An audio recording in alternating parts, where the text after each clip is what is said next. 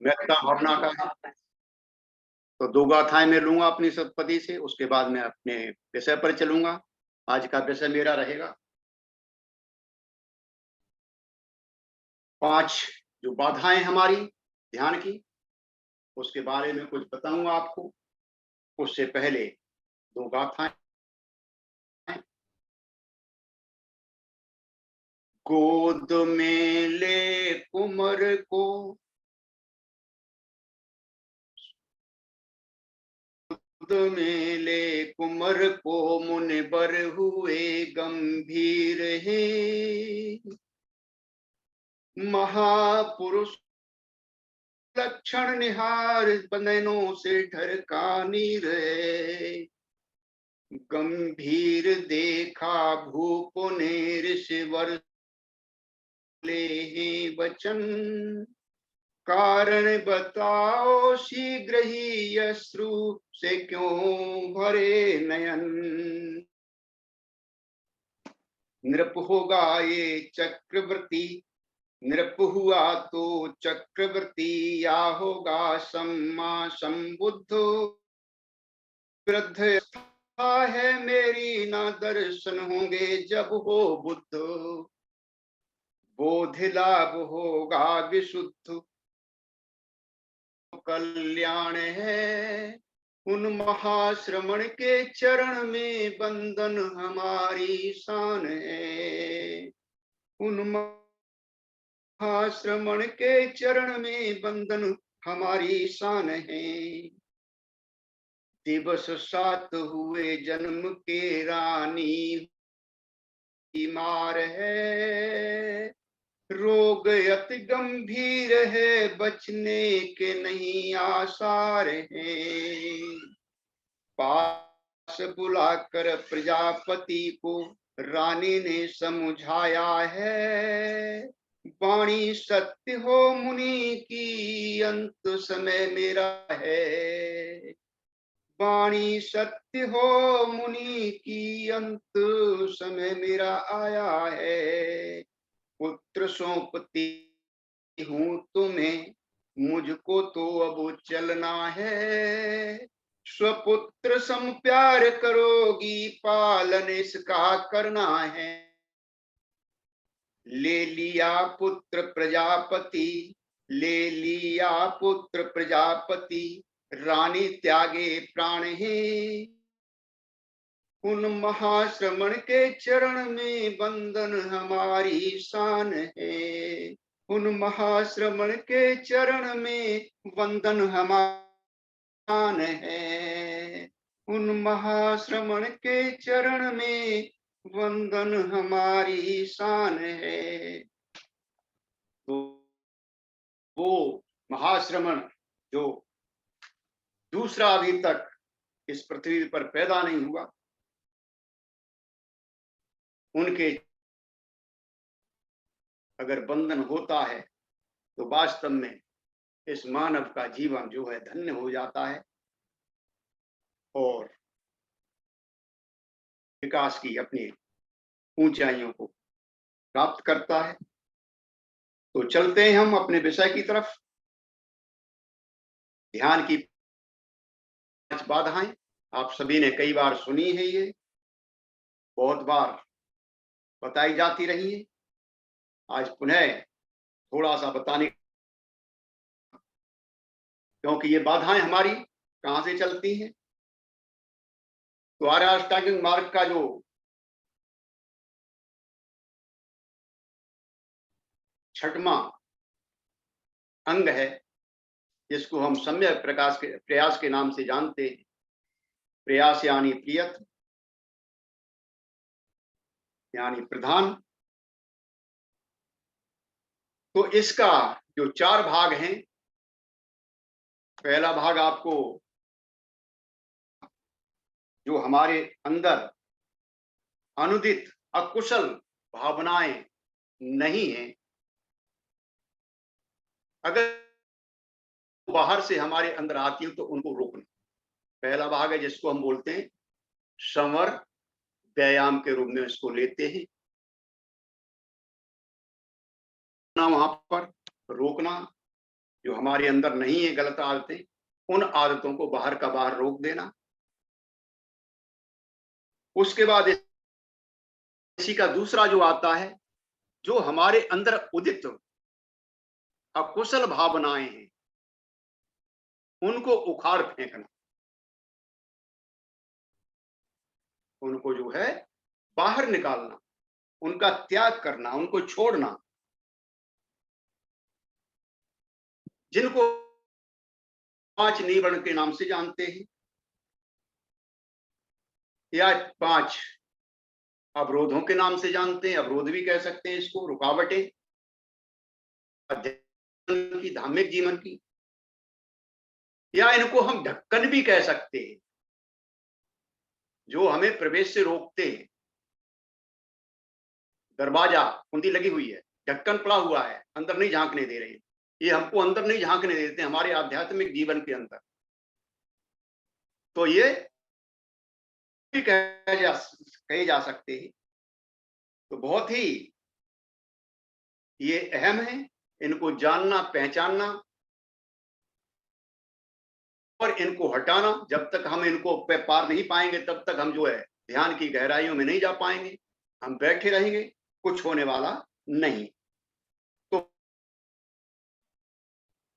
निवरण है पहला, जो ढक्कन है, जिसको हम जानते हैं काम छंद के रूप में। 2 प्रकार के छंद हमारे आदरणीय धर्मचारी नागरतन जी ने बताई थी, और ये है भी। पहला छंद काम छंद और दूसरा जो धम्म छंद। तो जब तक हम काम छंद से छूटेंगे नहीं, तब तक हम धम्म छंद की तरफ जा ही नहीं पाएंगे। काम छंद का मतलब है इंद्रिय जनित आसक्ति। जो हमारी इंद्रियों को पसंद होता है, हम उस तरफ भागते रहते। इंद्रियां हमारी तरफ जिधर ले जाती हैं, उधर हम जाते रहते। और इंद्रियों को क्या चाहिए? इंद्रियों के उनके विषय चाहिए। इंद्रियों का अपने विषयों में लिप्त रहना, अधिकतर हम इसी में लगे रहते हैं। ध्यान में बैठते हैं, आंखें बंद हैं हमारी, चक्षु के सामने कोई रूप आ गया, हम उसमें खो गए, उससे पीछे पीछे चले गए, ध्यान का पता ही नहीं चला। जब घंटी बैल बजी तब हमको पता चलता, अरे हम तो ध्यान में बैठे हुए थे, पता नहीं कहां चले गए। हम बैठे हुए ध्यान में, हमारा मन हमारी रसोई की तरफ चला गया, खुशबू आ गई हमारी, घ्राण को अपना विषय मिल गया, वो उसके पीछे पीछे लग गया, और हम जो है उसके पीछे पीछे चले गए, हमें पता ही नहीं चला। गए हम ध्यान में बैठे हुए, जब बैल बजी तब हम अवेयर हुआ, अरे पूरा समय निकल गया इसके अंदर। तो ये हम इंद्रियों के पीछे पीछे भागते रहते। हर समय हमारा काम की ओर बना रहता है। जो हमारी इंद्रियों के विषय होते हैं, हमारा वीर जो है, उत्साह जो है, उस तरफ भागता रहता है। हम जो है आध्यात्मिकता की तरफ नहीं जाते, उस तरफ ही जो है हमारा काम जगत की तरफ हमारा रहता है। अब ये मिला, ये खत्म हुआ, दूसरे में लग गए, दूसरा खत्म हुआ, तीसरे में लग गए। और कई बार हम इतना उसमें लिप्त हो जाते हैं कि जो हमारा काम है वो भी पूरा नहीं होता, अधूरा रह जाता, लटकता हुआ रह जाता है। इसे तृष्णा भी कह सकते हैं, और ये तृष्णा ही होती है। इंद्रियजनिक आसक्ति जो है तृष्णा ही होती है, मन की बलवती चाहत है। ये मन सबसे अधिक काम छंद में ही उलझता है, सबसे ज्यादा ये काम छंद में ही उलझता है। और जो अधूरे काम है, आपको जिस समय आप ध्यान करेंगे, ध्यान में बैठेंगे, उसी समय याद आएंगे। कोई भी काम जो आपके मन पे नहीं आ रहा है, और अगर आप ध्यान करेंगे, उस समय जरूर आ जाएगा, और उसके पीछे उलझते हुए हम चले जाते हैं। वैसे अगर स्वभावतः देखा जाए, तो हमारा मन बिल्कुल बरसात के पानी की तरह शुद्ध होता है। हमारा जन्म हुआ था, उस समय हमारा मन जो है बिल्कुल पानी की, बरसात का जैसे पानी शुद्ध होता है, स्वच्छ होता है, निर्मल होता है, पारदर्शी है, ऐसा ही हमारा मन भी था। स्वभावतः यही है। हमारे मन की अवस्था यही है, ये पारदर्शी होता है, ये जो है निर्मल होता है, शुद्ध होता है। लेकिन संसार के या काम जगत के संपर्क में आने से ये जो है रंगीन हो गया, ये अशुद्ध हो गया, ये पारदर्शी नहीं रहा। काम छंद की भांति होता है,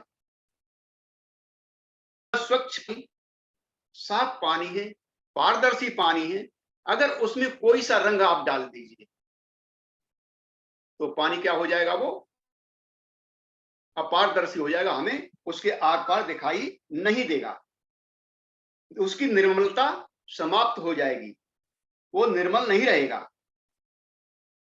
स्वच्छता नहीं रहेगी उसकी, और वो हमारे उपयोग लायक नहीं रहेगा, प्रयोग में करने लायक नहीं रहेगा। वैसे ही काम छंद हमारे मन को अशुद्ध अपारदर्शी कर देता है।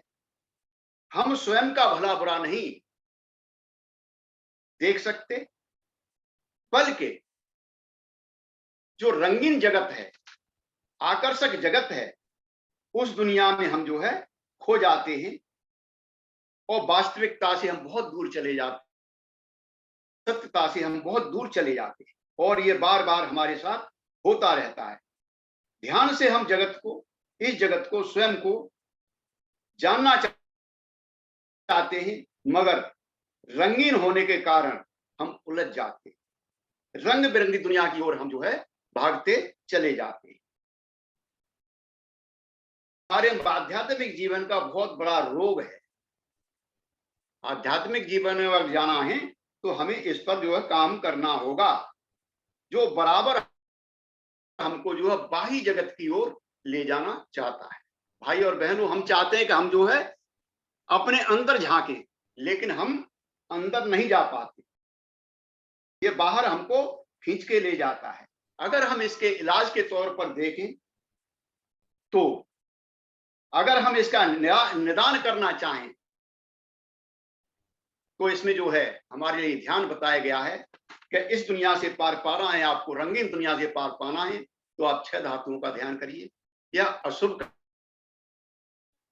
अगर हम अशुभ का ध्यान करेंगे या कायानुसति का ध्यान करेंगे, हमारे धर्मचारी बोधि प्रकाश जी बहुत अच्छी तरह से करवाते हैं, और अगर हमने ये साध लिया तो हम काम छंद से थोड़ा छूट सकते हैं।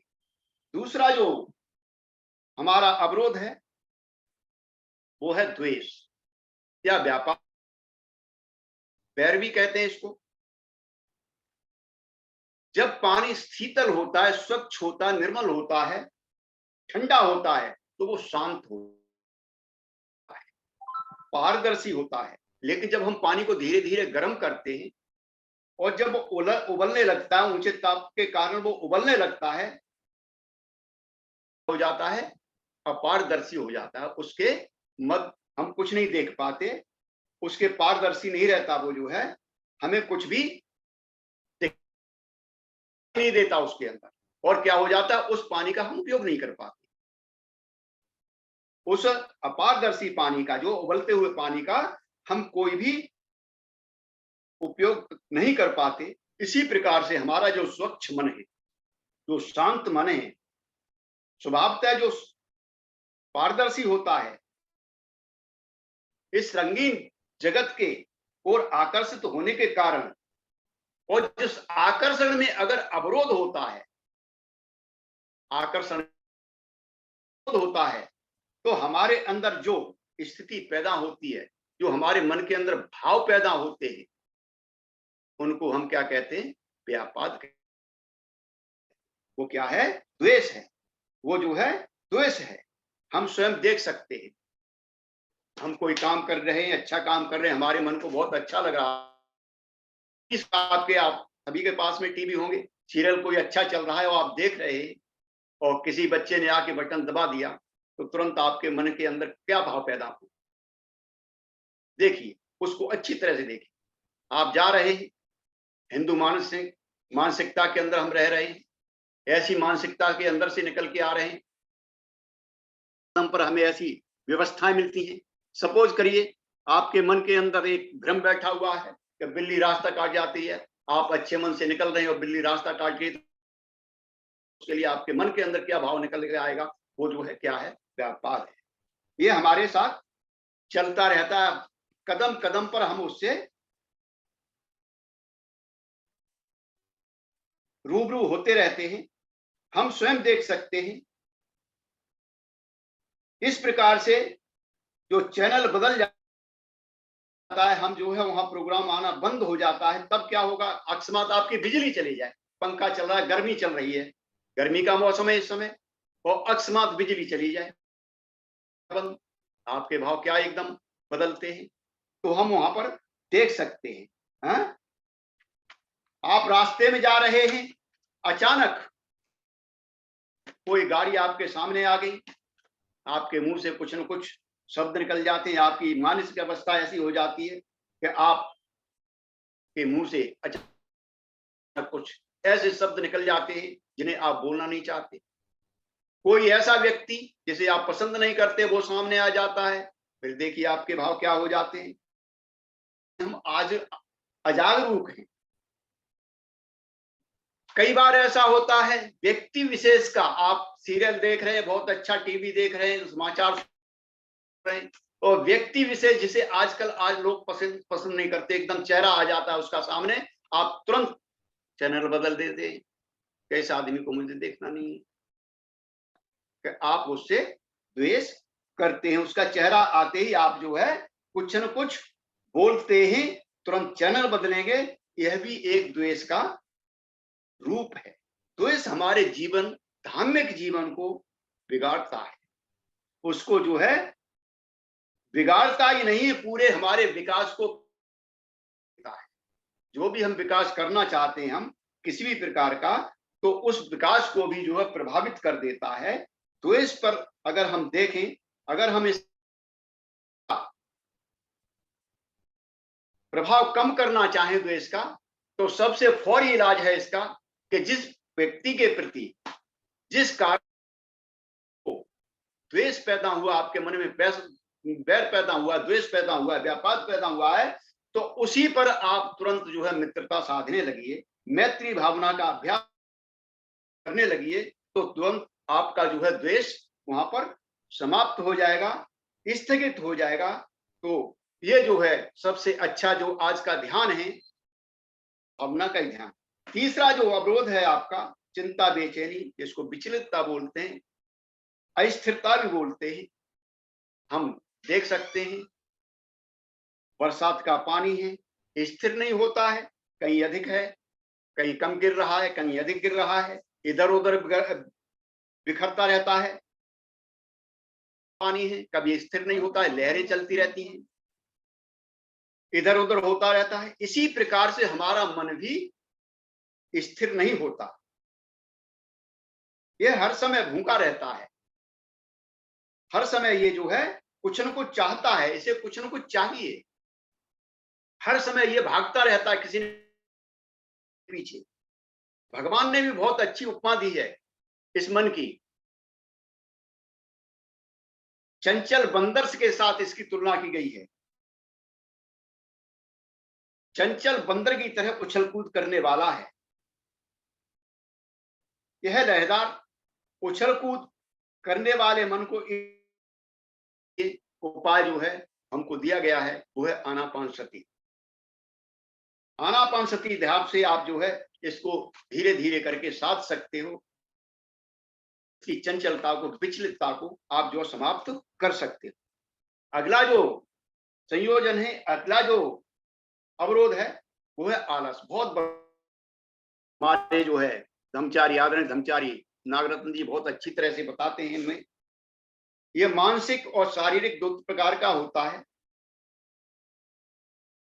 जीवन बहुत ही ज्यादा व्यस्त है, और यह व्यस्तता पूर्ण जीवन होने के कारण हमारा शरीर काफी थक जाता है, और थकान को अगर समुचित आराम नहीं मिला, तो जो अगला कार्य हमें करने वाले हैं वो कार्य भी हमारा नहीं होता है। उसकी जो है उसके कार्य की संपन्नता से हम जो दूर हो जाते हैं, वह ठीक प्रकार से नहीं होगा। अस्वस्थ शरीर में स्वस्थ मन नहीं रहता। बाबा साहब कहते हैं स्वस्थ शरीर के अंदर ही स्वस्थ मन रहेगा।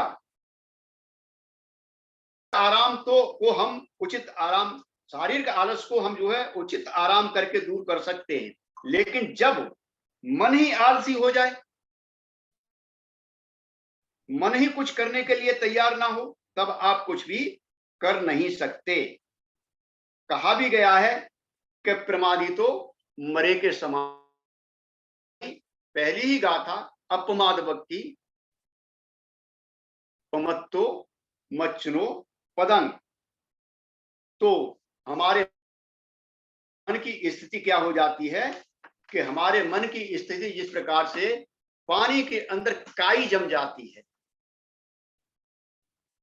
काई इस प्रकार की हो जाती है। आलस पर उपाय के रूप में आपको कुछ उपाय दिए गए हैं।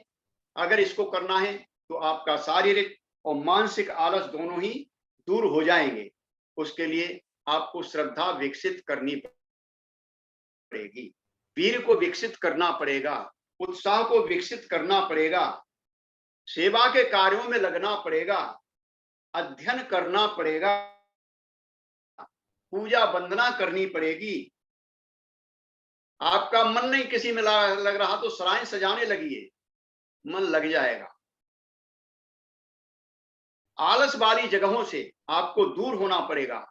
अक्सर जहां पर हमको आलस आता है वहां से हमको दूर होना पड़ेगा। इस प्रकार से हम जो अपने आलस को रोक सकते हैं। और अंतिम जो बंधन है, जो संयोजन है, वह विचिकित्सा, यानी अनिर्णय की स्थिति, शंका कुशंका, निर्णय ना लेने की स्थिति। यहां बुद्धि से अधिक इच्छा का संबंध है। यहाँ हमारा ये बुद्धि काम नहीं करती है, यहाँ इच्छा से संबंध होता है हमारा। मन किसी भी निर्णायक अवस्था में नहीं रहता। यहाँ पर अभी व्यक्ति नहीं बने, हम में से कोई भी अभी व्यक्ति नहीं है। हमारे अंदर एक साथ कई स्व कार्यरत होते हैं। एक काम के लिए जाते हैं, हम 10 कामों को साथ लेके चलते हैं, तो हमारा काम वो पूरा नहीं हो जाता है। हमारी से संबंधित है ये। एक स्व कार्य के लिए प्रेरित करता है, उसी समय दूसरा स्व उस काम के लिए मने करता है, टालने की कोशिश करता है, टालने के बहाने ढूंढता है, बहाने से वो टालता रहता है। अभी समय बहुत है, अभी जल्दी है, थोड़ा आराम कर लूं, है अभी प्यास लगी है, ये बहाने टाल टाल के हम जो है उसको टालते रहते, बना बना के बहाने। हमारी स्थिति ही ऐसी हो जाती है जिस प्रकार से दुर्गंध युक्त कीचड़ वाला पानी हो। जो दुर्गंध युक्त कीचड़ वाला पानी हमारी स्थिति है, ऐसी हो जाती है। हम जो है कोई निर्णय लेने की अवस्था में नहीं रहते। हमारी प्रकृति बार बार टालने की होती है। अच्छा काम भी हम टाल देते हैं। कार्य स्पष्ट होने पर भी हम फैसला नहीं ले पाते। रास्ता हमें दिखाई दे रहा है कि ये रास्ता अच्छा है, हमें शिविर में जाना चाहिए, लेकिन फिर हम बहाना मान के हम टाल जाते। कोई नहीं, हमें कुछ छोड़ना तो पड़ेगा इसके लिए। इस कार्य को करना हमें जो है, अगर हमें इस पर अपना काबू करना है तो हमें कुछ छोड़ना पड़ेगा। हम क्यों नहीं जाते? हमें भय बना रहता है, डर होता है। किसका? कि हम परिवार से दूर होंगे, हमें खाना पीना कैसा मिलेगा, वातावरण कैसा मिलेगा, वहां लेटने बैठने की व्यवस्था, ये हमारे मन के अंदर बना ही रहता है। इसको हमें अगर काबू करना है तो हमें सम्यक दृष्टि की तरफ पढ़ना होगा। हमें सम्यक दृष्टि का गहन अध्ययन करना पड़ेगा। सम्यक दृष्टि को समझना पड़ेगा और 12 निदान यानी प्रतीत समुत्पाद ध्यान करना पड़ेगा, प्रतीत समुत्पाद का ध्यान करना पड़ेगा। अगर फिर भी कुछ है देखते हैं तो फिर हम इनको रोकने के लिए प्रयास करेंगे, इनके रोकने के लिए हम प्रयास करेंगे। तो पहला प्रयास है हमारा कि इसके परिणाम पर विचार करिए। जो आप अवरोध आ रहा है, निवरण आ रहा है, उसके परिणाम पर विचार करिए। उसका परिणाम पर विचार जैसे ही आप करेंगे तो वो आपको दिखाई दे जाएगा और तुरंत वहां से हट जाएगा। जैसे आप परिणाम पर विचार जाएंगे वो दिखाई दे जाएगा और तुरंत वो जो है हट जाएगा, आपका निवरण जो है शांत हो जाएगा। अगर फिर भी नहीं हट तो उसका विपरीत स्वभाव पैदा करिए अपने अंदर, विपरीत स्वभाव पैदा करिए। वो मैं आपको बताता चला आया हूं कि विपरीत स्वभाव क्या है। छंद के लिए आपको अशुभ में जाना पड़ेगा, कायानुसति में जाना पड़ेगा, हाँ? या फिर जो है 6 धातुओं के ध्यान में जाना पड़ेगा। और अगर आपके अंदर द्वेष पैदा हुआ तो तुरंत मैत्री को आप जागृत करिए। चिंता बेचैनी है तो आनापानसति में चले जाइए। अगर आप प्रमाद में हैं, आलस में हैं, तो कार्य करने की कोशिश करिए, कार्यरत रहिए, कोई ना कोई काम लीजिए अपने हाथ के अंदर। कुछ नहीं है तो किताब लेके हाथ में बैठ जाइए पढ़ने के लिए, और अगर चिकित्सा है तो उसके लिए आप बता दिए। तो ये जो है विपरीत स्वभाव हमें पैदा करना है। अगर फिर भी हम जो है निर्वणों में फंस रहे हैं तो फिर क्या करना है, हमको बादल जैसा तटस्था भाव पैदा अपने अंदर करना है। जिस प्रकार से बादल आता है चला जाता है, इसी प्रकार से उधर ध्यान ही मन दीजिए, निवरण आएगा और चला जाएगा, निवरण आएगा चला जाएगा। हमें क्या करना है, हमें क्या, आनापान सती में बैठे हुए हैं, गिनती गिननी तो गिनती गिनते रहिए, बैठे बैठे अपने आप आएगा चला जाएगा, निवरण आपको कोई असर नहीं करेगा। तटस्था भाव लाना है, ध्यान ही नहीं देना है उधर, और जब ध्यान नहीं दोगे तो वो जो है चला जाएगा। और अगर फिर भी नहीं जाता, फिर भी अड़ता है तो दृढ़ता पूर्वक उसका दमन करिए, दबाइए उसको, उसको अच्छी तरह से दबाइए, तोड़िए उसको, उभरने मन दीजिए। और अगर फिर भी नहीं जाता तो फिर अपने को समर्पित कर दीजिए बुद्ध धम्म और संघ के, अपने को पूर्ण रूप से समर्पित कर दिए बुद्ध धम्म और संघ के लिए। आप शरण गमन में चले जाइए, कोई न कोई आप अपने मुख से गाथा लीजिए, भगवान बुद्ध को समर्पित कर दीजिए अपने को, उनके लिए आप समर्पण भाव से पूरी तरह से समर्पित हो जाइए। तो आपका ध्यान, भाई तू भी चलता रहे और मैं भी चल रहा हूं, चल बुद्ध की शरण में चलते, बुद्धं शरणं गच्छामि। तो इस प्रकार से ये जो है छोटी छोटी जानकारी मैंने आपको दी है, हो सकता है कि आपको पसंद आई होगी। आपने मुझे मौका दिया, बहुत बहुत आपका बहुत बहुत साधुवाद, धन्यवाद।